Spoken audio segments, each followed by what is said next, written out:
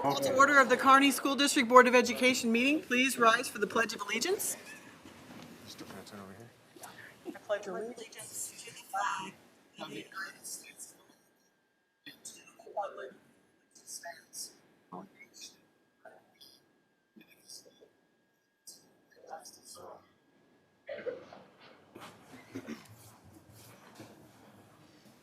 Roll call, please. Here. Here. Here. Here. Here. Yeah.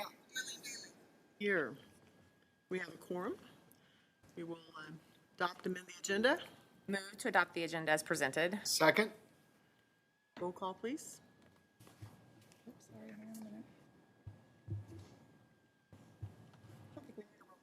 Oh, that's right. No. Okay. Raise your hand. All in favor? I forget. All right. Next, we have School Spotlight. Mr. Gooden. All right. Welcome. Kearney Junior High. Thank you. Thank you. Thank you. Wow. Wow, I wasn't expecting that. You'll have to tell all the other principals that have been here that it was the first time. That's the first You have time. bragging rights. Cool. I appreciate that. Thanks for having us. It's hard to believe that we are already here for the junior high spotlight, 'cause it seems like that is the very last, almost one of the last things of the school year. So it's crazy that we're already here. It seems like this year's flown by. A lot of great things going on at the junior high. We've come a long ways in the last 3 years. About 4 years ago today was about the time that I got hired at Kearney Junior High, and two things really stood out whenever I was researching the district, and then there were two big pillars, and we still talk about them today, and that was authentic literacy and real-world learning. So fast forward after I get the job and I come in and trying to figure things out, what exactly does real-world learning look like? So that provided us an opportunity. Mr. Daniels is here with me tonight. He came to me with an idea 3 years ago and said, hey, I've got this awesome opportunity to run this mock trial, and he's talking with me through it, and I'm like, bingo, that's it. That's what we want to do. This is a great opportunity for our kids. So anyways, we've been doing it for 3 years now. I brought with us a few students as well as Mr. Daniels to talk about it, so I hope you enjoy. Come on up. These two, quite a few. Take that out of there. Hi, I'm Kira Immisberger. I'm a student at Kearney Junior High, and I participated in mock trial. We went to Judge O'Hara's courthouse, and we learned how to go through the process of a trial. We did many things. We acted out our scenario of a murder on a cruise ship. Through the past few years, mock trial has been at Kearney, but 2026 has been the most successful year. With this new tradition sprouting in Kearney with excellence, we have had such a wonderful opportunity to learn about real-world learning and so many more things.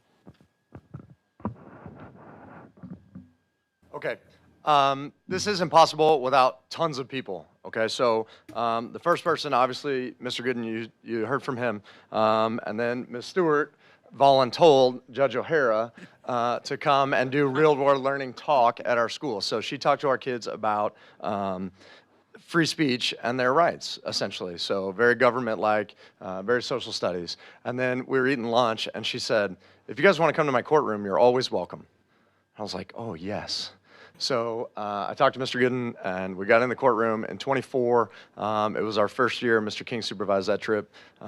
In 25, our students opted to write the entire case. So they spent a whole semester writing all of the evidence, all the witness statements, and what they did was they took a current event. There was a dress code violation out in California, and they researched all the precedents. They wrote the whole thing. They spent most of their time writing it. So like when we got to trial, we learned a ton of things about trial.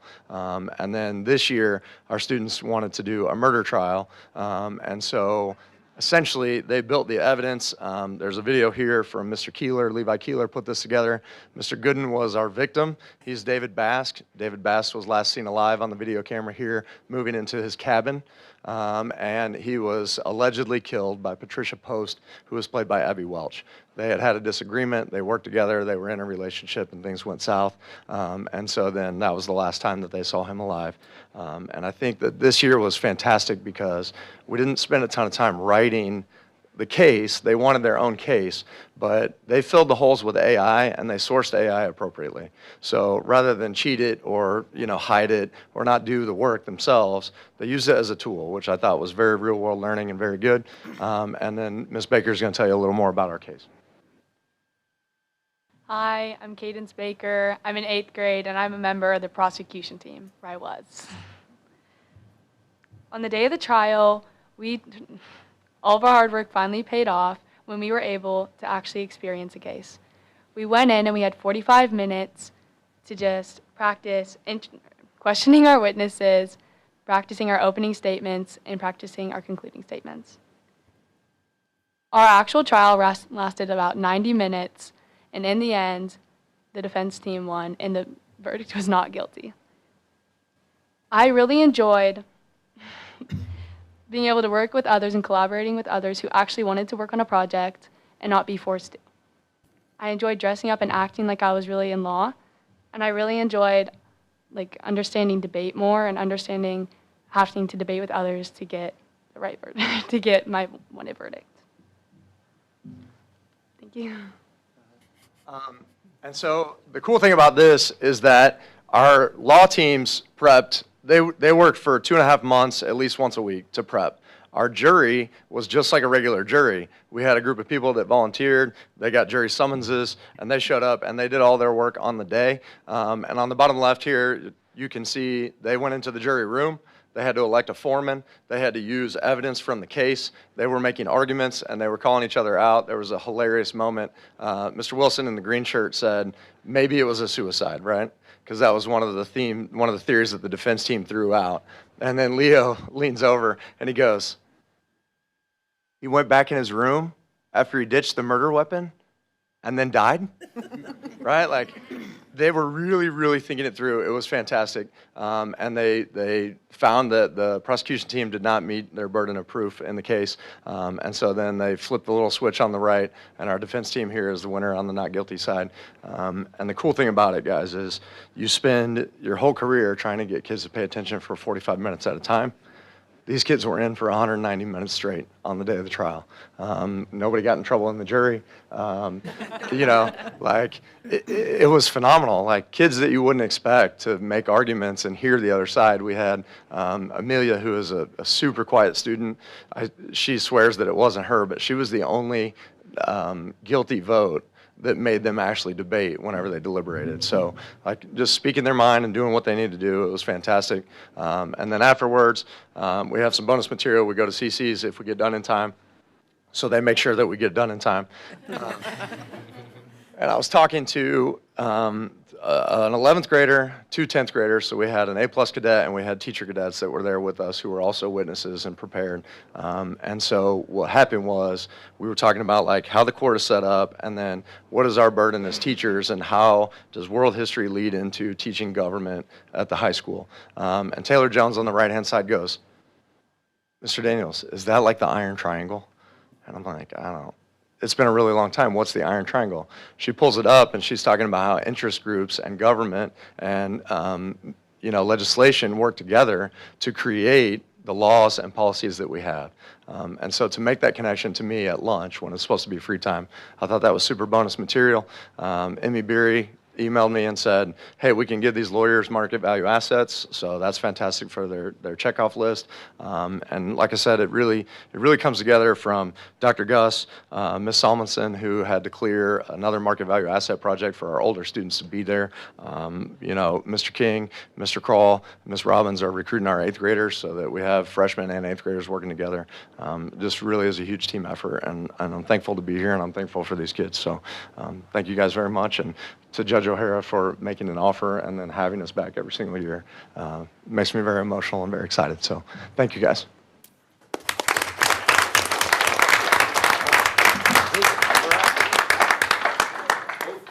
Did anybody have any questions for the group? Go ahead and go up front. Okay. Face me. Go up there. Face me.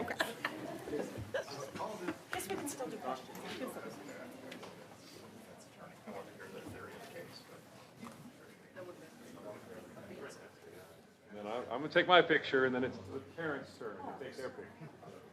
Hang tight.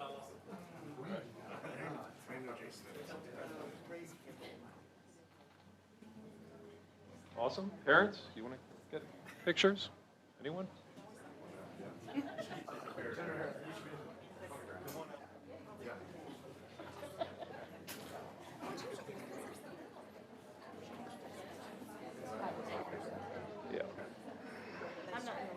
You are not. Thank you for asking, though.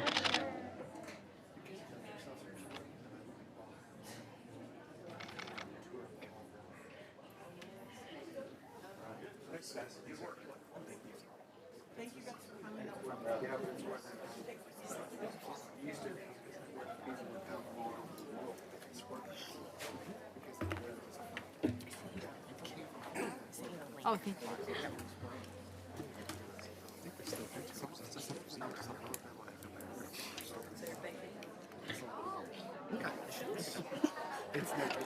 It's cool.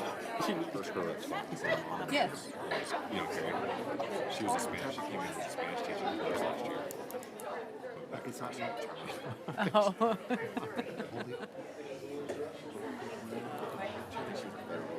Yeah. Or the two of them. I mean, I won't call the kids. Yeah.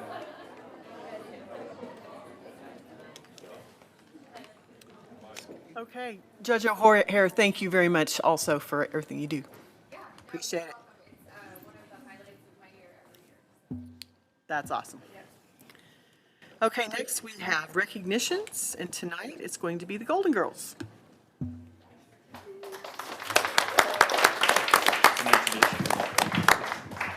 Hi, I'm Coach Anderson, and I am going to talk on behalf of the Golden Girls and Coach Sarah and Coach O'Connor, who couldn't be here tonight. First of all, we just want to thank you for having us and taking the time to recognize our program and these girls. They work so hard all year long.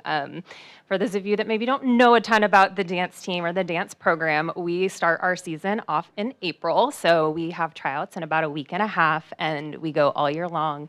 And then we conclude in March with our banquet. So they are a year-round sport, and they go into the summer working on clinics and camps and practices and getting their performances ready for the fall for football season.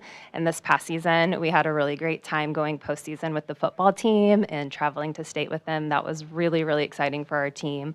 And then we got to jump right into basketball season with the girls and boys basketball teams and our own competition season.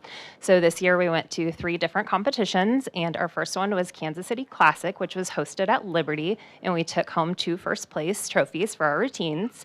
And then we went to Lee Summit North, and in Kansas City Classic, we took home a first and a second place, and then at Lee Summit North, we took home 2 first place routines, and then we finished out our season at State, where we got a first place, a third place, and then 3rd overall. And these girls have just worked so hard all season. I know everyone gets to see them at the games and on the sidelines, but what you don't see is all of the hard work that goes in to every single practice. We also had a handful of girls take solos this year. If you took a solo, would you raise your hand? Or just go ahead and stand up so you can be acknowledged. I know I'm really putting you on the spot. So all of these girls took time.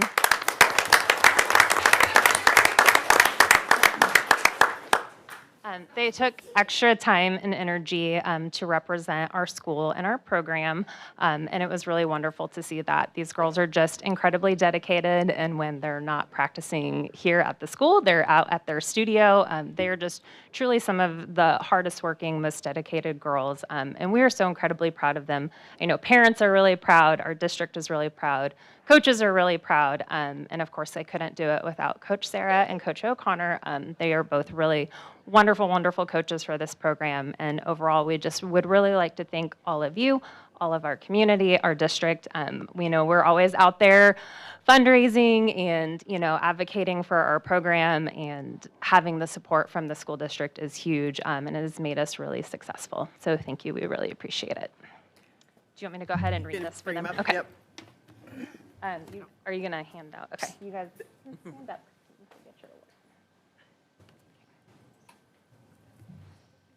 You're gonna come out here.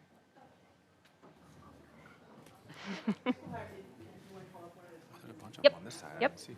All right. Aubrey Compton.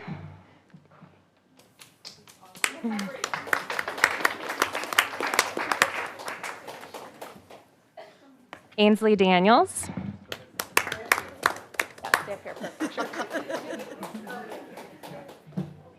Emery Glennon. Angelina Gordon.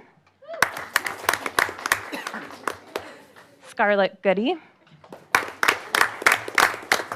JC Hensley. Jillian Jameson. Lillian Kagerice. Maya Kopp. Ellie Miles. Ricky O'Connor. Claire Olson. Gracie Parks. Taylor Ross. Cameron Slaughter. Claire Watson. Peyton Williams.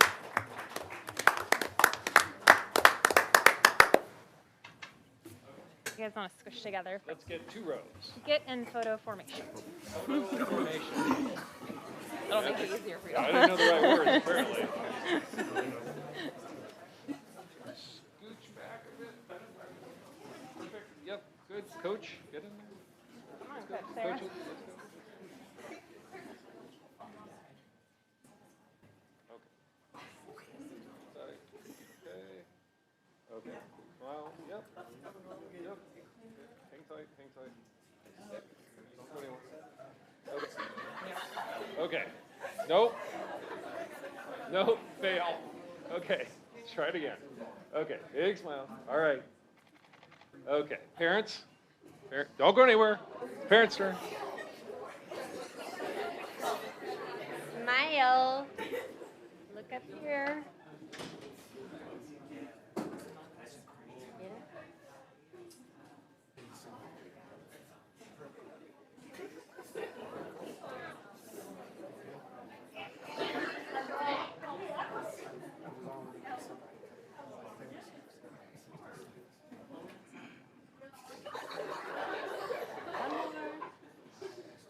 Wait, you're getting this one.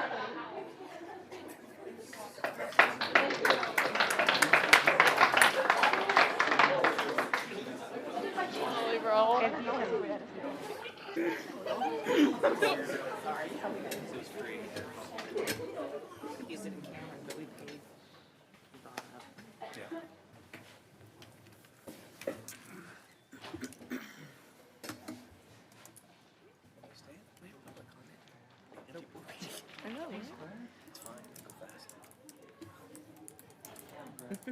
We have no public comment tonight, so next we'll have the superintendent's report.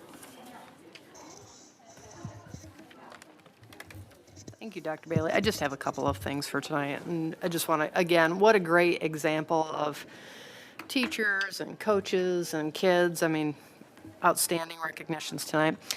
I'm going to switch topics on you. I just want to mention the Missouri Association of School Administrators, or MASA. They've got a really good document out that I believe is open for public view. It talks about legislative overload. It's a big placemat document. It's a little bit hard to print, but I'll tell you what it does is it gives a really good picture of the changes that have happened in Jefferson City over, I want to say, the last decade. It shows that basically back in 2014, Jeff City basically passed 1 to 2 education bills. And then you fast forward to where we are in 2025, and we're probably looking at 20 to 25 plus separate bills just around education and public education. So one of the things that's a concern, and one of the things that our team has done when we go meet with our legislators is really just to reinforce, one, we have a local school board for a reason, right? We trust in your ability to govern us as a district. The second thing is we have the Department of Elementary and Secondary Education. All of these bills that get passed, many of them are unfunded mandates, but it requires administrative burden. And so again, one of the things we're just asking from an advocacy perspective is really to slow down all of the legislation impacting public education at this time. A couple of things I want to bring to your attention. House Bill 2710, that is in regard to the governor's executive order for the A through F grade scale. So that's a bill that's moving forward.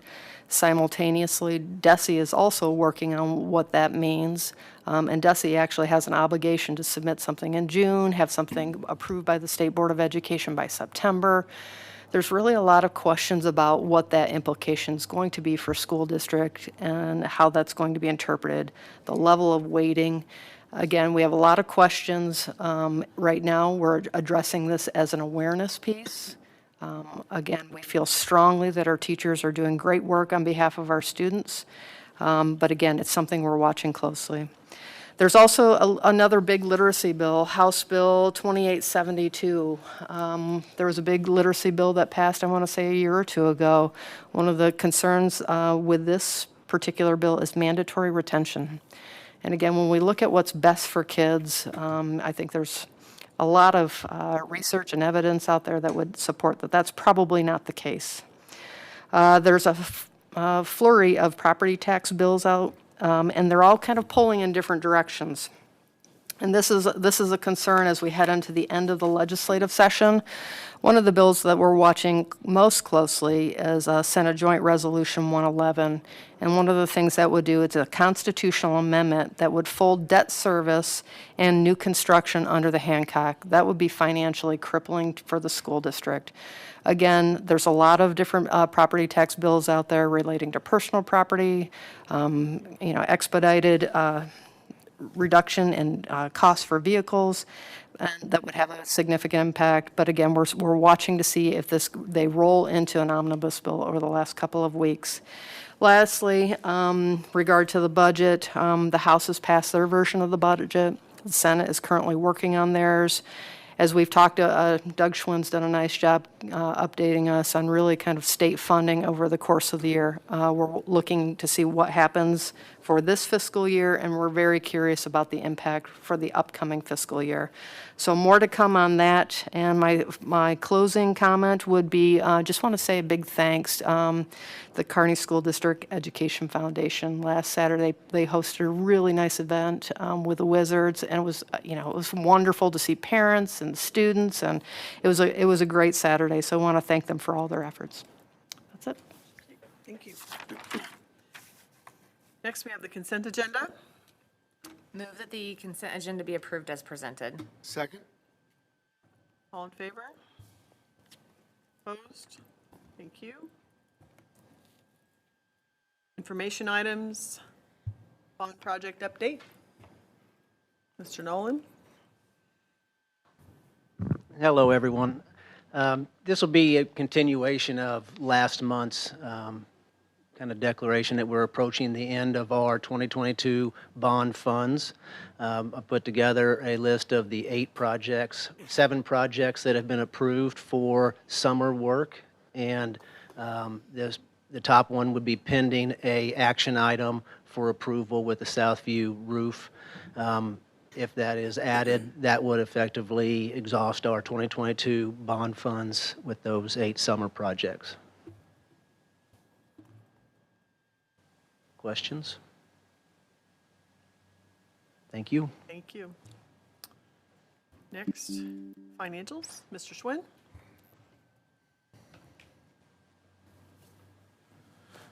Good evening. I'm not going to spend too much time on the numbers tonight because there's going to be a lot of talk on numbers at our work session on the 24th. There's going to be numbers on the May meeting and also a lot of numbers in June. So tonight will be brief unless you have questions. One number I need to point out that's been bothering me for a long time is our operating fund revenue has been lagging. And I've been telling you Clay County has been sitting on a significant amount of money.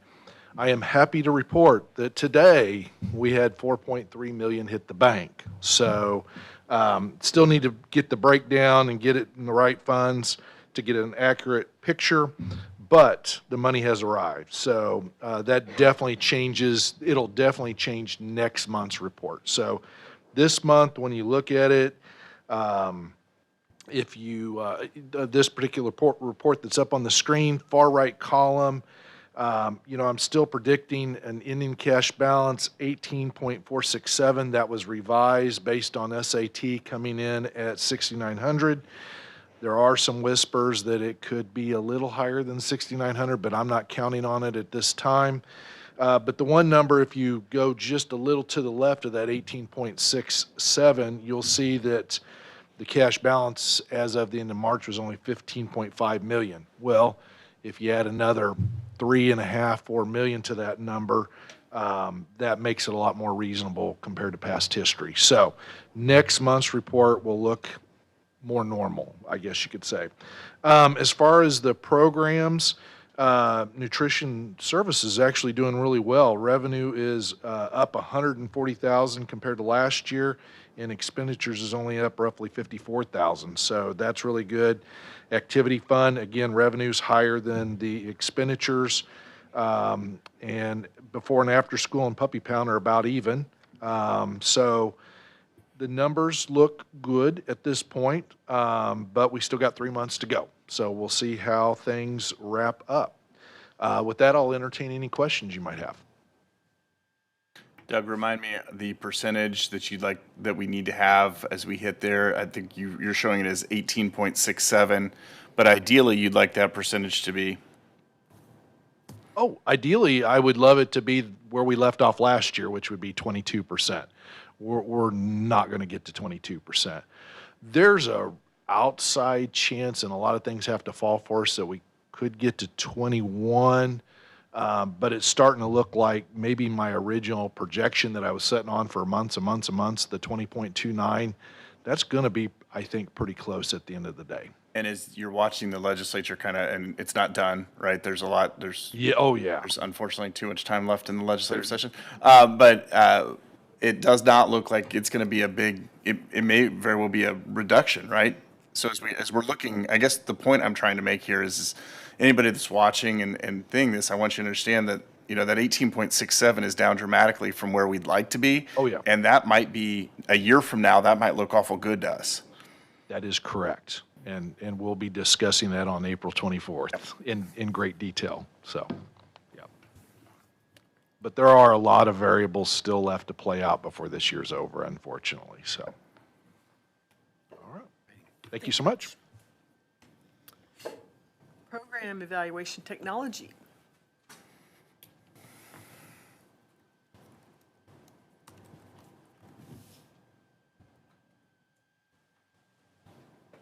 Hello.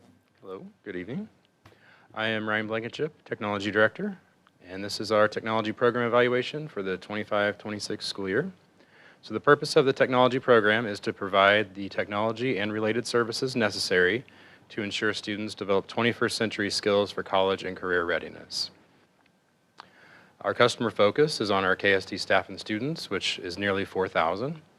We provide technical support, planning, upgrades, and maintenance for those customers. That includes needs assessments, refresh cycles, and analyzing trends in K-12 educational technology. A brief recap of our student devices. So back in fall of 2020, when we returned from COVID, we became a one-to-one district with iPads in K-1 and Chromebooks in 212. The Chromebooks at 212 were at a take-home model. In fall of 24, we did change that around a little bit to where we went 1 to 2 iPads in K through 2, 1 to 2 Chromebooks in 3rd grade, 1 to 1 in 4th and 5th with Chromebooks that are in carts, and 1 to 1 in 6-12 that are take-home Chromebooks. Our long-term goals are to keep technology up to date and innovative and improve service request completion times. And our short-term goals are to implement additional cybersecurity measures and improve our ticketing, inventory, and documentation systems. This aligns with our strategic plan under Goal 2, where Kearney School District delivers high-quality educational experiences supporting the diverse needs of all students. So our goal for this past year has been to improve our customer service by reducing our service request completion times by 10% over the year. So far this year, we are at a a reduction of 5.5% over the prior year. So last year, our resolution time was 5.8 days, and as of last week, we were at 5.5 days. Our number of tickets resolved last year were 3881, and so far this year, we're at 3,014. Our average device age for staff is 2.44 years last year, 2.74 years this year, which is really right where we wanted to see, somewhere under 3, as well as for students, 2.79 last year, 2.69 this year. Under 3 is our goal there. Our action plan for going forward is to partner with our ticketing platform called Incident IQ to support their support team to implement new features and automations to increase efficiency within the department, continue building our knowledge base for staff members to potentially assist in resolving issues themselves, and then continue replacing devices to keep that average device age under 3 years. Our workforce focus, our 21st Century Skills team, they meet monthly to vet, develop, and share technology practices to incorporate into lessons, and they share those through PD sessions throughout the year. And then we also review our master inventory list to ensure that teacher laptops are on a 5-year rotation and that student Chromebooks are on a 4-year rotation. Other devices such as smart boards, smart TVs, and those sorts of things, those get replaced as funds allow, again from our inventory list. Our technology staff, we have 6 staff members. You have myself, I've been here 13 years. Chris Shirk is our network administrator, who's been here 11 years. Matt Walker is our help desk technician level 2. He's been here also for 11 years. And the other 3 staff members are provided by Heartland Business Systems. Andrew Durham, our senior support specialist, has been here 13 years. Frank Veo, our other senior support technician, has been here 6 years. And William Headley has been here 4 years as a support technician. Over this past year, some improvements that we've completed throughout the district include 18 additional new line interactive displays, a network and Wi-Fi upgrade, complete overhaul at Kearney Elementary and Hawthorne, Wi-Fi upgrades at the stadium and field house, coordinating access control, cameras, and classroom technologies for the bond projects, upgrading our elementary security camera servers, replacing 20 legacy security cameras across the district. We recently, or over the last summer, we upgraded our copier fleet through a new lease, and we reduced our number of printers, and we placed the rest of them under maintenance contracts. We replaced our core servers. We replaced Chromebooks, teacher laptops, and desktops according to our rotation schedule. We increased the number of additional data privacy agreements in the district from 109 last year to 194 this year. And we improved our department documentation for cross-training and coverage. Some future improvements that we're planning are to continue upgrading our networking equipment as federal funds and local funds allow, continue upgrading new line interactive displays, continue our rotation schedules of Chromebooks, laptops, and desktops, work on an inventory and a replacement plan for legacy security cameras across the district, continue evaluating and maintaining our cybersecurity posture, continue that important data privacy agreement work, and continue improving our department documentation. These are our budget numbers from 23-24 through the current year. As you can see, we've increased by about $200,000 each year in expenses, which is pretty typical with inflation the way it's been going. We are in the final year as well of our cybersecurity grant that we received about 3 years ago. That was a $55,000 total purchase grant. $50,000 of it was reimbursable. So we are wrapping that up. And that's all I have. Any questions? Ryan, I might, I don't know if you got the slides there. Can you go back to the slide that shows how many Chromebooks per grade? I think it was like the 3rd slide in. Been holding this one for a while. This one? Yeah. Just as a thought that comes to my mind is these cost money, right? Like, so we're spending money, you have a grant that's coming to an end. And I think when I think back to the anxious generation about maybe kids need less screen time, I'm wondering if we don't want to rethink whether we need to do Chromebooks for all those grades at that early level. Is there a way that we can continue with what we're teaching without and get rid of Chromebooks? As I look at 6th grade 1-to-1, that starts to get to be the age where you would do that. So this is less directed at you. I'm just hijacking your presentation, and saying that that might be something we look at if we're ever looking for cost reductions. Is, do we really need Chromebooks for kids that are that young, and at what age do we really need to start ramping them up? I'm so glad you asked that question. So we are doing some work in that area. Ryan has done some great work along with Dan Miller at the middle school. I will say, I do think our teachers have been intentional about paring back. So we'll give you an update on middle school plans for next year. Okay. Yeah. Do you want to foreshadow that? I didn't know if you wanted me to go for it. That's or the board okay. update. Okay. I think we're okay. So the middle school has been working on some plans for next year to pull those Chromebooks back. Instead of having that take-home model, have them be in carts in the building and have those stay within the classroom each day.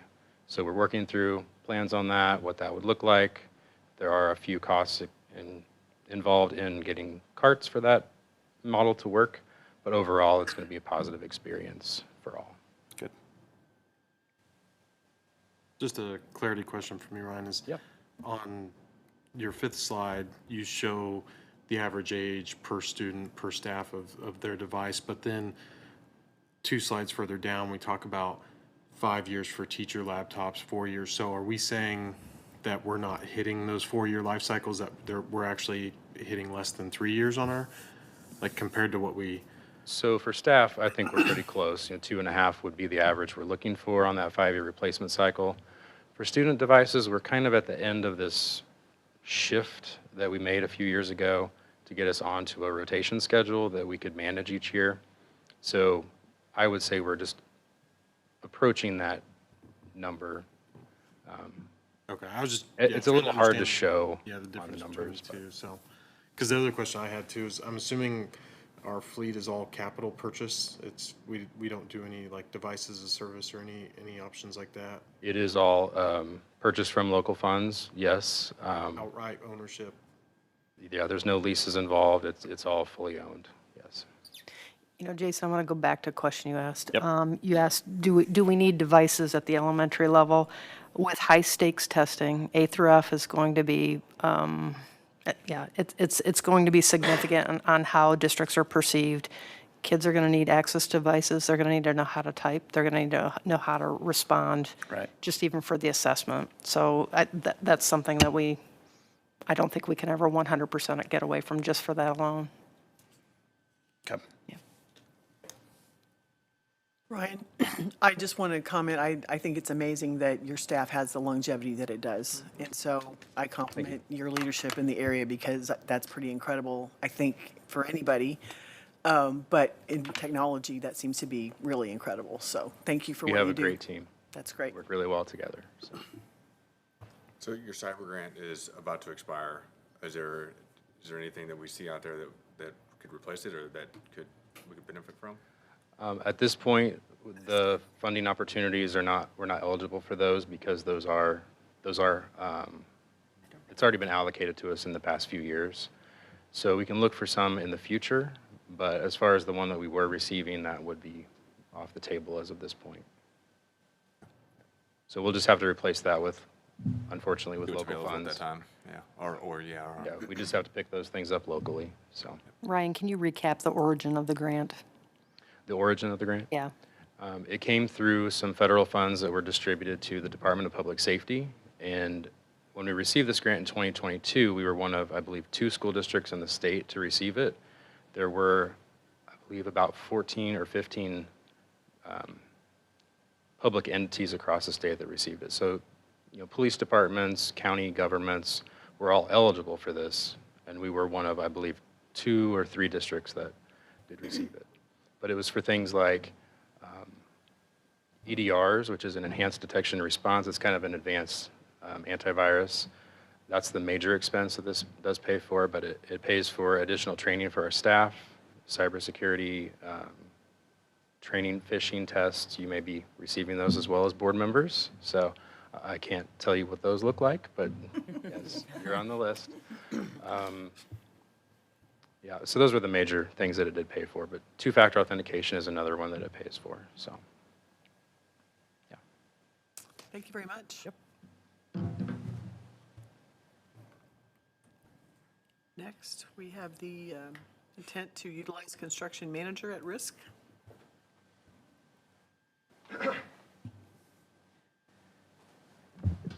So I'll attempt to explain this.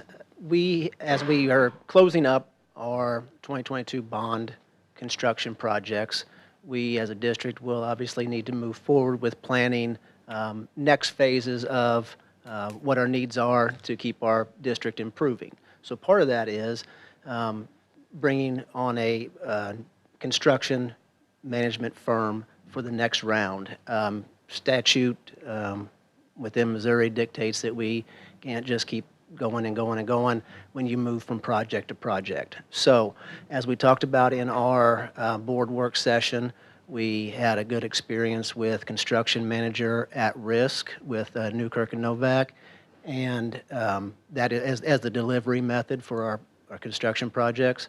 And the very first thing that you must do to pursue a construction manager at risk is to make a public statement that you intend to do so at the board meeting. And so that is what this statement is.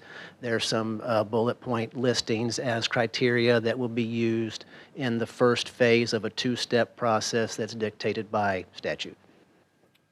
So that is our statement that we intend to pursue a construction manager at risk. Okay, you stated it. Good job. Thank you. So stated. Okay, now we move on to action items. Approval of the agreement with Hollis in Miller. Move to approve the agreement with Hollis and Miller as presented. Second? Shouldn't have sat down. So we're asking for approval of a contract with Hollis and Miller as a architectural and design firm for next round of possible projects going forward. This will be a 3-year contract with the ability to extend that up to 5. Let's see, we had 8 firms submit proposals. We had an 8-person committee evaluate those firms, and from that we had 3 come in for interviews.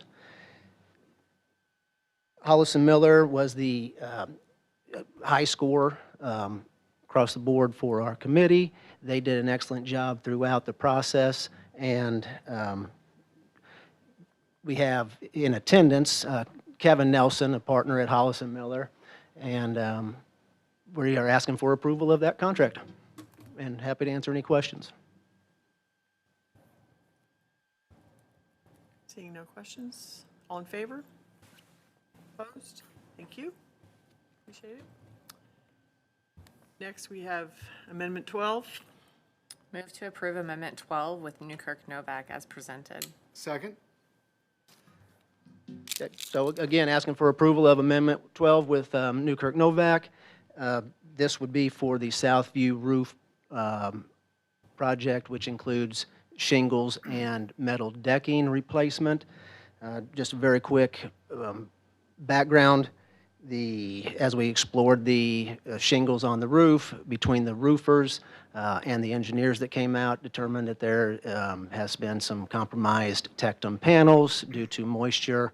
And when we got that news, Ben Vandrew and the Newkirk Novak folks started to investigate problems and solutions. And this would be and I'll let Ben come up and talk a little more in detail about the solution, but this would be our Amendment 12 to replace the Southview roof and metal decking, come out of bond funds for $2.185 million. And I'll turn that over to Ben. Hey, Eric, before you do that, this is an amendment, right? Meaning that, so it didn't have to, what process did we go through to determine who was going to do the work? This was the last construction manager at risk, 2021, for the last bond issue. So we've amended that contract 11 times now. Each time you add a project to that within the overall bond, you solidify it with an amendment. So this is the 12th time we've done. Okay. I'll have more questions after that, but I'll go ahead and go through this. Okay, so we talked about this a little bit last month. Had a team working really hard to kind of figure out a plan on how to get this roof done this summer or as much as we can this summer. So you're seeing a picture of the roof right now. The red areas are the areas with tectum deck underneath the shingles right now. The shingles have to get torn off, the decking has to get torn off, and new metal decking will go down. The rest of the roof will just be a shingle replacement. So we're going to have multiple crews out, starting multiple shifts as soon as summer starts. So we'll start as early as we can. We'll have people tearing off decking and re-shingling in different areas. As soon as we tear off a piece of decking, it will get replaced, that chunk, with metal decking that day, and then dried in with a dry-in sheet, and then it can get shingled at a later time after that. So it's a pretty intricate process. A lot of folks working together on this one. The area in green is the area we have to get done this summer. The area just to the south of that is the gym area and some of those areas where we could still be putting shingles on if it's already dried in. So just being honest with you, it's a lot of work to get done in the summer. We're hoping weather works out for us. We've planned weather days into the schedule, so we are not sure we can get the whole thing done, but we're going to get the green part done for sure before school starts. Anything that would happen after school starts would be an after-hours shingle installation. So that's the plan right now. If we can exceed that, we will absolutely will, but just want to be as honest as possible going into it that there's a lot of work to do there this summer. We appreciate Ben and his team. We really pushed, initially it was a two-year project is what we were looking at, right? Yeah, and we weren't sure we were going to be able to get the decking material, but just a lot of teams working together to make it happen, figured out a solution there. So yeah, it's been a good process. Yeah. So. Now everything that is in the green that is not metal decking is also getting new fascia, new gutters, Yeah. downspouts. Yep. The acoustical decking, does that have the, I guess what is it 6-inch, again, same as what was the tectum that was there before, or is it going to be? So the decking is not that thick, but there will be insulation put on top of it and then a couple of cover boards on top of it, so your whole system will be the same thickness as. So the R value will be similar to what was there previously? Yeah. Yep. Ben, is this costing, I assume a part of this is it costs a little bit more just because of the compressed time frame? That if you got folks that are working at night and on weekends and all that, you're having to pay a little bit higher wage. Is that, am I thinking about that right, or? We bid it as a multiple crew job, so they're not technically working overtime to do it, but they're working multiple crews. So like one crew is going to start really early in the day and work their 8 hours, and then another crew is going to start more like 11 o'clock that day and then work a later shift. So we're trying to stay away from the overtime piece. So I don't think you're incurring any of that. If we have to work when school starts again, it would be a second shift. So still the standard 8 hours, just starting at probably 4 o'clock or 5 o'clock or whatever we work out with the district. So we were very intentional to try to stay away from the overtime game. And you mentioned that it's that red piece at the bottom that is at risk of potentially not being able to be done before school starts, and that's the gym, is that correct? And when I say that, the intention is to have the deck replaced and it dried in. So you'd have the initial layer of waterproofing on top of it, but you may not have the shingles finished on it. My main question just being, would the facility be usable, or is it something that we would have to, say like you can't, because if that's the. It would be safe. Gym, It would right, be like- safe and usable. Okay. Yes. So, we wouldn't probably want to be putting shingles on during school just because of the noise, but as far as people underneath it, you'd be fine. Okay. You guys are gonna have to remove all the HVAC on top of the buildings, right? And then reset those, or are you able to just work There's around not those? a lot of HVAC on top. But there is some things underneath the tectum deck, like there's conduit, there's lights that we have to take down, put the new deck Right, on. I think what I was getting to is it's not as simple as just peeling off some shingles and throwing on some new decking and moving on. No, it's a pretty labor-intensive process, and it's a big roof too, honestly. So, but we're doing everything we can to just get this done as quick as possible. It's more economical to do it that way and not spread it over 2 summers, and you know, it's less intrusive to Is the there any school. concern about getting the material? I don't know if that, is that, The one concern we had was the metal decking, but we think we've got that figured out, and we should have it at the beginning of the summer. The shingles are all stock, so. that's all I got. All good. Okay, any other questions?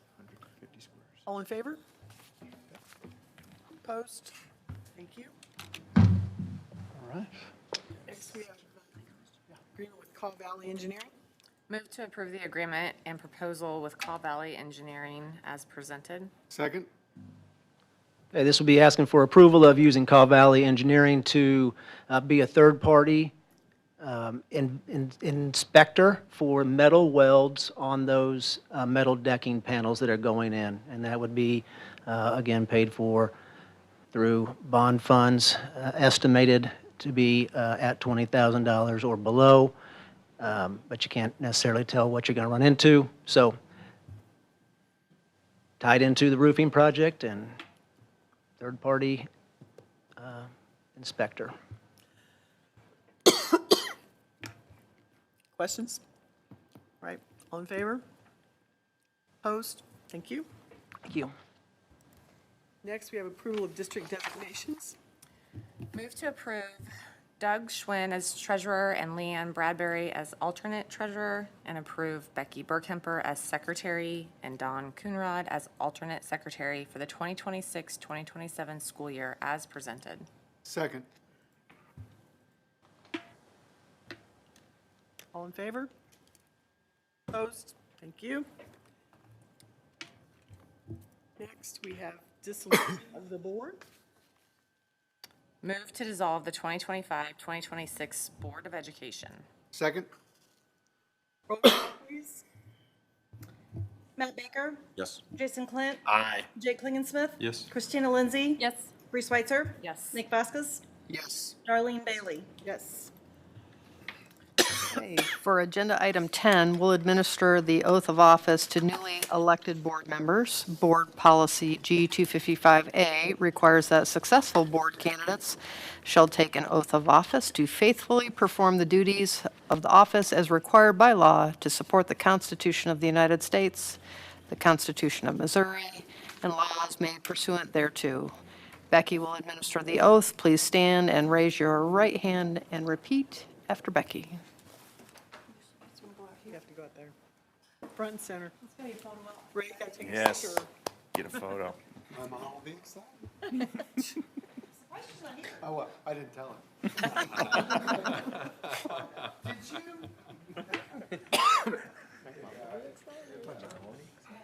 We're supposed to get out of here. I state your name. Solemnly swear. That I will support the Constitution of the United States. And the Constitution of the State of Missouri. And that I will faithfully and impartially discharge. The duties of school director. In and for District Number 1. County of Clay, State of Missouri. To the best of my ability. According to law.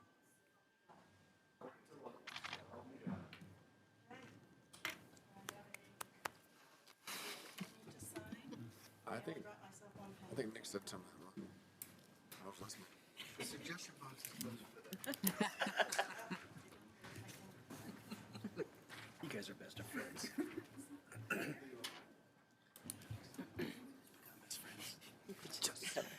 think we should.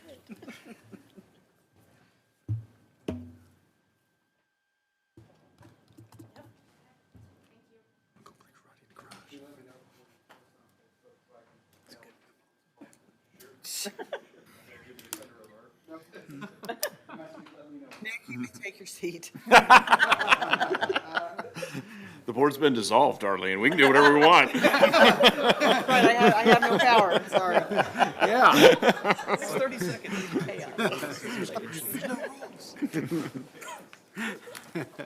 Okay, now that the board members are sworn in, agenda item 11A is the election of the president of the Board of Education. The floor is open for nominations.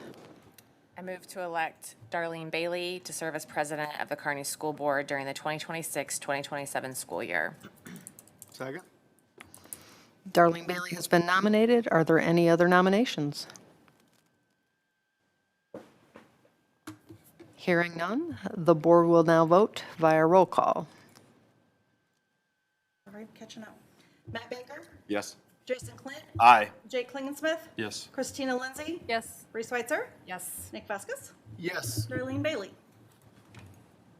Yes. All right, next we will, where are we at here? Right here. Next is the election of vice president.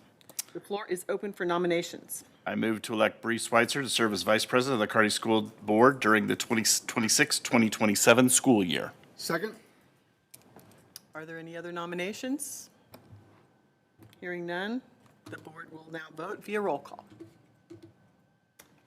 Matt Baker, Yes? Jason Clint, Aye. Jake Klingensmith, Yes. Christina Lindsay, Yes. Reese Schweitzer, Yes. Nick Vaskus, Yes. Darlene Bailey. Yes. Jason.